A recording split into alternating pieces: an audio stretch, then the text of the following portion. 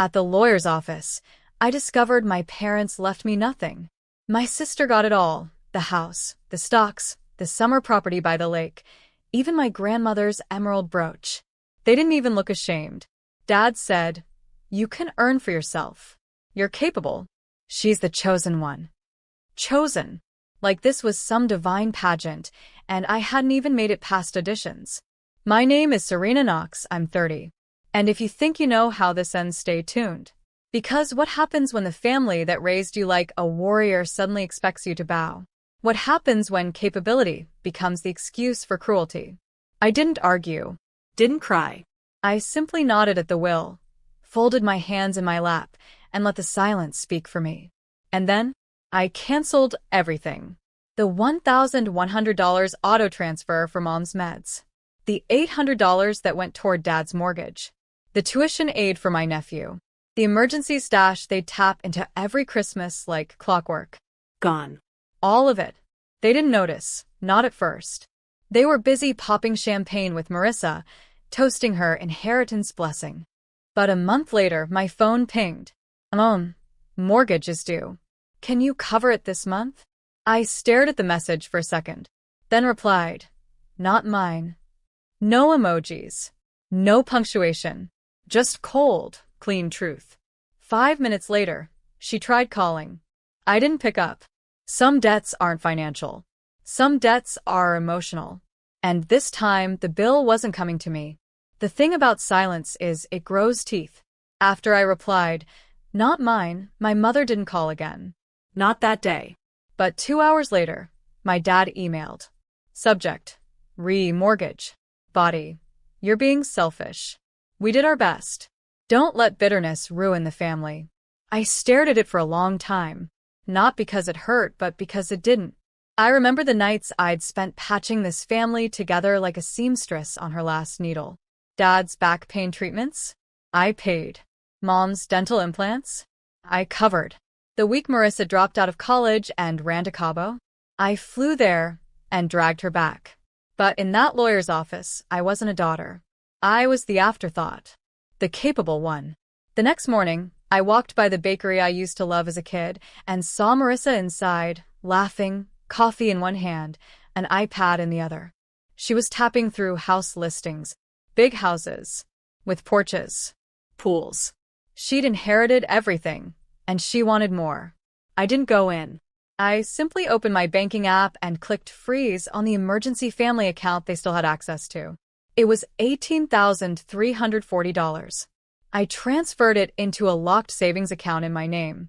Later that evening, a string of texts popped up from Marissa. "Hey, weird, I can't pull money. Did something happen to the account? Mom said you're being vindictive. Please just talk to her." But I wasn't being vindictive. I was finally being fair. And fair, for the first time, felt like peace. Marissa's text stopped after midnight. I imagined her, scrolling through our shared account, realizing every dollar she'd taken for granted was now just numbers locked behind my name. But I didn't do it to punish her. I did it to see who they were without me. 3 days passed. Silence. Then, the phone rang, not my cell, but the landline I hadn't touched in years. It was still plugged in near the entryway. I let it go to voicemail. My mother's voice crackled through the machine like an old radio. "We know what you did, and you're making a mistake. Come to Sunday dinner, and let's talk. You're still family." Still family. Those 2 words, they clung to me like wet fabric. I stared at the family photo above my fireplace. I was 16 in it. Braces. Holding a cake I baked myself. Marissa was already glowing, golden, gifted. My parents had their arms around her. I was nearby. Sunday dinner came. I didn't go. Instead, I booked a cabin 3 hours away. Packed a bag. Drove. Halfway there, I stopped at a gas station and got a message from my old college roommate, Lindsay. "Saw your sister's post. You okay?" Attached was a screenshot of Marissa's Instagram story. It was a picture of my parent house. The caption read, "When your fam tries to punish you, but forgets they still owe $1,200 on last month's credit card bill. Oops." She tagged me. Publicly. That's when I smiled. Because what she didn't know was, I'd already closed that credit card the day before. And the collector? He was calling, but not me.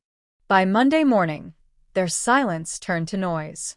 Missed calls, blocked numbers, emails with subject lines like, urgent, please. We didn't mean it that way. I didn't open a single one. Instead, I watched the balance in their once joint accounts drain into late fees, interest penalties, and default notices, all of which used to land on my desk. Now, not my desk, not my name, not my problem. Tuesday night, as I sat on the porch of my rented cabin watching rain streak down pine needles, I got a text from my father. We were wrong. You're not just capable. You're essential. I stared at it. It was the closest thing to an apology I'd ever gotten from him. But it wasn't really an apology, was it? It was desperation, rebranded. By Wednesday, they started showing up. First Marissa, parked outside my apartment building, pretending to be just in the neighborhood. Then my mother, standing in line behind me at the grocery store, like she didn't drive 40 minutes to get there. She said nothing, just stared at the debit card I pulled from my wallet, the one she used to call ours. I said, without turning, "You shouldn't have posted that toast." Her lip quivered. "It wasn't meant to hurt you." I bagged my groceries. "Then maybe next time don't label me backup." The woman behind us in line shifted awkwardly. The scanner beeped. My mother didn't follow me out. She just stood there, the automatic doors closing between us like a slow, final curtain. And as they did, I realized something. They hadn't just underestimated me. They'd built their lives on the belief I wouldn't walk away. But I had. And the silence was finally mine. By Friday, I knew they'd run out of options. That's when Ezra showed up at my door. Not with his usual swagger, no gold watch, no smug grin, just him, in a wrinkled hoodie, clutching a grocery bag like it was a peace offering. I didn't invite him in. He stood on the doormat, shifting awkwardly. "Can we talk?" I leaned on the frame. "Depends. Is this about the house, the car, or the canceled party venue?" He laughed nervously. "You made your point." "I wasn't making one," I said. "I was just correcting a long-standing miscalculation." He paused. "They're scared. Dad's worried about foreclosure. Mom's pretending she isn't crying every day." I folded my arms. "And you?" He looked down. "I'm angry," he admitted. "At myself. I thought they were right about you." That caught me off guard. He continued, voice tight. "But you showed up for them. Over and over. And they used you like a vending machine. I went along with it." For a moment, I saw the brother I remembered. Not the golden child, just the kid who used to sneak me half his Halloween candy. I let the silence stretch. Then I said, gently, "They taught us one of us had to lose for the other to win. They were wrong." He nodded. "So, can we fix this?" I glanced past him, toward the street where Mom's car idled. "Only if you walk away from their version of winning." He turned to look, then slowly stepped back, away from the house. Alone. And for the first time, maybe ever, that felt like a beginning, not a betrayal. 3 days passed. Ezra didn't come back. But someone else did. At exactly 9:12 a.m. on a cloudy Wednesday, I opened my front door to see my mother standing there. Not with groceries. Not with guilt. With a clipboard. "Let's be civil," she said, without a hello. "I brought documents. Legal ones." I stepped aside, not to let her in, but to make sure the neighbors saw I wasn't the one causing a scene. She held up the folder. "A repayment proposal," she explained. "You'll get your money back. Gradually. We can't do everything at once." I raised an eyebrow.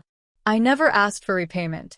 "Well," she sighed, lips tightening, "you've made things quite difficult. You cut the utilities. Canceled the fundraiser bookings. Pulled out of Ezra's co-signed lease." "I pulled out of your expectations," I said, coolly. "The rest was just math." She blinked. I continued. "You built a house of cards with my name at the bottom. I just stopped holding it up." Her voice dropped. "You owe this family," she hissed. "Everything we've done was to protect your brother's future." I folded my arms. And what about mine? A silence followed. Heavy. Hollow. Then she softened, a practice move. We can start fresh, she whispered. If you just come home. I looked her dead in the eye. I am home, I said, pointing at the ground beneath me. This one's mine. Paid with real sweat, not stolen favors. She left the clipboard on the porch. No goodbye. As I closed the door, I noticed the fine print on the document. Condition: no further public discussion of family matters. I smiled. They weren't trying to pay me back. They were trying to shut me up. The clipboard sat on my porch for 2 days. I didn't sign it. Didn't move it. Just let the rain warp the edges. By Friday morning, a courier showed up with an envelope, certified mail, signature required. Inside, a letter from their attorney. This is a formal notice requesting you cease public statements regarding family matters. In exchange, repayment of funds will begin immediately. Failure to comply may result in legal action. I laughed. Out loud. Because here it was on paper, what I'd known all along. They didn't care about repair. They cared about control. I slid the letter under a magnet on my fridge next to my niece's crayon drawing. The caption read, in messy purple letters, Auntie Serena equals hero. Then I opened my laptop. Attached every bank transfer, every text, every screenshot of their chosen one speeches. Forwarded the entire packet to a journalist friend at a local business paper. The headline went live that night. Capable daughter or silent bank. How one woman's family used her as a financial lifeline. It wasn't salacious. It wasn't vengeful. It was just facts.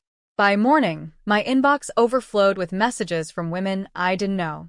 Thank you for telling this story. This is my life, too. I thought I was alone. For once, the narrative wasn't theirs. It was mine. And the more they tried to shame me into silence, the louder my truth became, without a single insult or threat. That evening, a black SUV idled across the street. Ezra got out. Alone. No pearls. No clipboard. No lawyer. Just a folded piece of paper in his hands. When he reached my porch, he held it out. A handwritten note. For words. I'm done. I'm sorry. I read his note once. Then again. I didn't text back. Didn't call. Didn't invite him in. Instead, I walked past him. Down the porch steps. Into the cool morning air, where the breeze didn't carry guilt. Just clarity. At the corner cafe, I ordered the same latte I'd bought 1,000 times, but this time, it tasted different. Lighter. Like it belonged only to me. My phone buzzed. Voicemails from Mom. Texts from Dad. Even one from the cousin who hadn't spoken to me in years. But I didn't listen. I didn't need to. Because I had already answered. With silence, with boundaries, with a peace they couldn't bargain back. I donated the crayon drawing to a local gallery doing a show on unsung women. The caption read, Auntie Serena equals hero. Visitors left sticky notes beside it, sharing stories of their own invisible battles. Later that week, I signed a lease on a tiny writing studio. Not a big purchase. Just a space with sunlight, bookshelves, and a lock they didn't have a key to. A place to be more than their bank. More than their backup. Just Serena. I didn't seek revenge. I didn't shame them online. I did something more powerful. I stopped being useful to people who only loved me when it served them. They kept calling. But peace doesn't ring loud. It just settles. Quietly. Deeply. And as I placed the final letter from their lawyer, unopened, into the shredder, I smiled. Some things don't deserve to be read. Some closures don't need permission. Just a locked door. And a woman on the other side. Finally free. You're not invited to Thanksgiving. This is only for family, my dad said, casually scooping mashed potatoes onto his plate, as if I were just another stranger at the door. The rest of the table didn't flinch. Not even a glance. My sister dabbed her lips with a napkin, whispered something to her husband, and smirked. That's when I raised my glass of sparkling cider. Quietly. Gracefully. Not a word left my lips. But when the toast was over, I walked out. My name is Reagan Silvers, I'm 33. And if you think you know how this ends, stay tuned. What do you do when the people who raised you erase you one holiday at a time? It wasn't sudden the way they exiled me. It started years ago, skipped invites, forgotten birthdays, changed group chats. My name slowly vanished from the guest lists until all that was left was silence. But this time they made it official. At their warm candlelit table, surrounded by laughter and apple pie, I was declared not family. The irony? That very night, their house was kept warm with the $8,600 I quietly wired to their utilities last month. Their November lights? Their cozy fireplace? All funded by the girl not invited. So, as I stepped into the icy air outside, I took a deep breath and pulled out my phone. I opened my banking app, hovered over the payments list, and with a calm, controlled swipe, I started pressing cancel. One by one, $8,600 of silence was about to speak louder than all their toasts combined. Inside, they passed gravy. Outside, I walked into the cold. And somewhere between the frost and the fury, I decided this Thanksgiving wouldn't go to waste. They thought I'd just disappear. But some ghosts don't haunt. They build.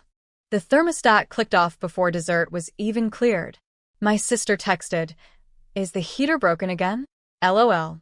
I ignored it. By midnight, Mom messaged me directly. "Can you check the heating payment? It's freezing in here." I stared at my screen. They still hadn't realized. That warmth they'd taken for granted, the quiet comfort of always having someone responsible in the background, that was me. While they toasted Ezra's new condo. While they forgot my birthday 3 years in a row. While they removed me from the group family portrait that still hung above the piano. I was the shadow keeping the lights on. The one paying the gas bills they thought magically auto-covered. But this was my silence. My signature. My closure. I went to bed with my phone buzzing on the nightstand.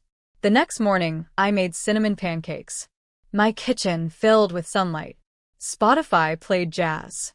I ate slowly, syrup dripping down the sides, peace finally audible in every bite. 8:37 a.m. My phone rang. Dad. Declined. 8:40. Emma. Declined. By 9:15, there were 14 missed calls, 6 voicemails, and 1 frantic group chat revival with my name. All caps. Suddenly, I was Reagan Honey again. The back door hadn't opened in 5 years, until they needed me. But I was done being the emergency contact for people who treated me like a deleted file. Then came the knock. Not just a tap, a pounding. I opened the door slowly. And what I saw wasn't just someone from the family. It was someone holding the thing that had always been mine, and was taken without a word. It was my mother, in a robe, shivering, holding a tray of deviled eggs wrapped in foil, like peace could be brokered with hors d'oeuvres. Behind her stood my dad, Ezra, his fiancé, even Grandma, still in curlers. "Can we come in?" Mom asked, her voice cracking. I didn't move. The scent of cheap champagne and desperation clung to them. "We didn't mean what we said," Dad added quickly. "It was a joke. Thanksgiving was just tight this year." Ezra needed. I held up my hand. "You said it was only for family," I whispered. "So, why are you here?" Ezra stepped forward. "The heat's out. The backup generator failed. Mom's medication needs refrigeration, and you thought the beggar would save you?" I laughed. Quietly, deeply. Mom reached into her pocket, pulled out a folded slip of paper. "This is from the lawyer. We updated the documents. You're back in the will. Full share. A bribe in legalese." "Wow," I said, tilting my head. The will, the heating, the guilt. They waited. But I wasn't the girl who begged for their table scraps anymore. "You know what I sent with that last $8,600? I asked. They blinked. "No." I smiled. "Neither do I. Because you never asked what it cost me. You only cared that it cleared." Mom opened her mouth again. But I had already turned away. I shut the door, not angrily, not forcefully. Just enough to let silence speak for me.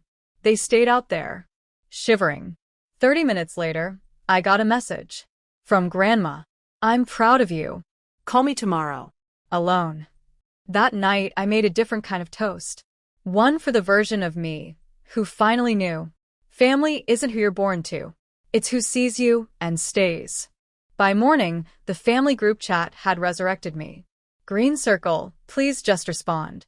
Green circle, the heat's still out. Mom's getting worse. Green circle, can you help, even just a little? I sip my coffee. Let the phone vibrate against the countertop like a broken apology. It wasn't about revenge. It was about remembering who I'd become. For 11 years, I had paid more than anyone ever asked. For birthdays, I wasn't invited to. For repairs I never got thanked for. For love that came with a receipt and 0 returns. So, I did something they never expected. I showed up at their door with a contractor And a clipboard. Dad opened the door, red-nosed, beaten by the cold. Are you here to help? I handed him the clipboard. What's this? An estimate. I'm willing to fix your heating.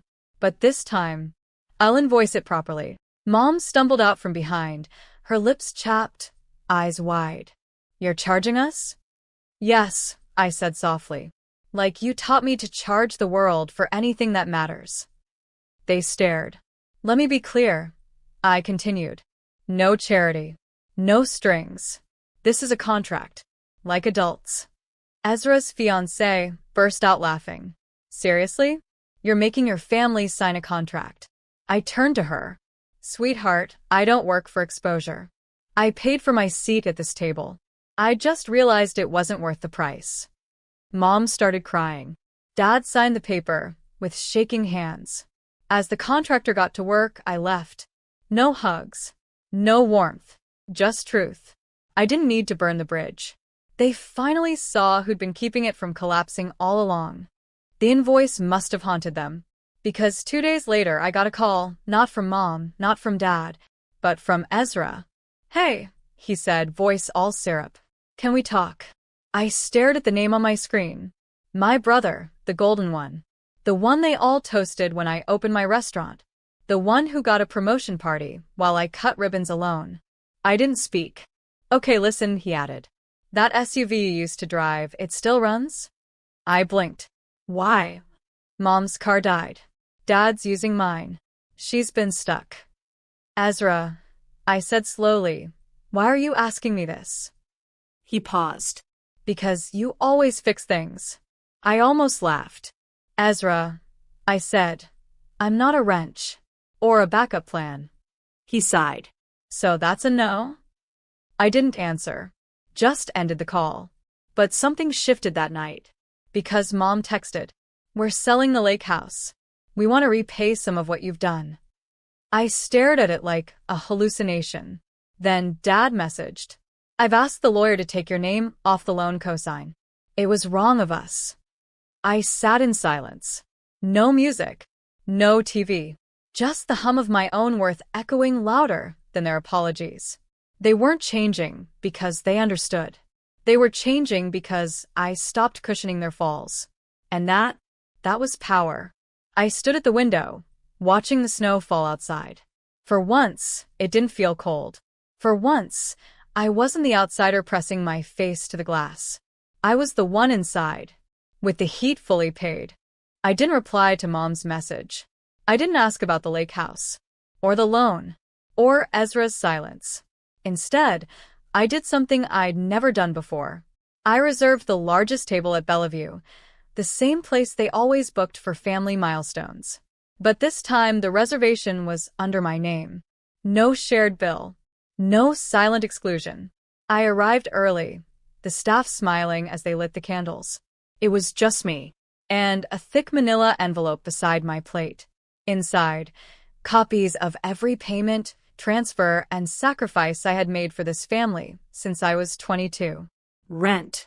Medical bills. College deposits that weren't mine. And one bakery startup that crashed within months, my loan, their dream. At exactly 7 p.m., the hostess approached. Your guests are here, Miss Evelyn. I nodded. Send them in. Mom entered first, all pearls and hesitation. Then Dad, looking older. Ezra trailed behind, unusually quiet. I didn't rise, just gestured to the seats. They sat without speaking. I slid the envelope across the table. "What's this?" Mom asked, her tone already defensive. "Proof," I said, "of everything I gave. Everything you erased." Ezra peeked inside, eyes scanning fast. "You brought us here to guilt-trip us?" Dad snapped. I smiled softly. No. "I brought you here to say goodbye. Officially." "What?" Mom blinked. I stood, placed a black velvet pouch on the table. Inside was the key to the old family cabin, the one I restored alone. The one they always borrowed for vacations. "You won't need this anymore," I said. I changed the locks. Then I turned, one step at a time. No tears.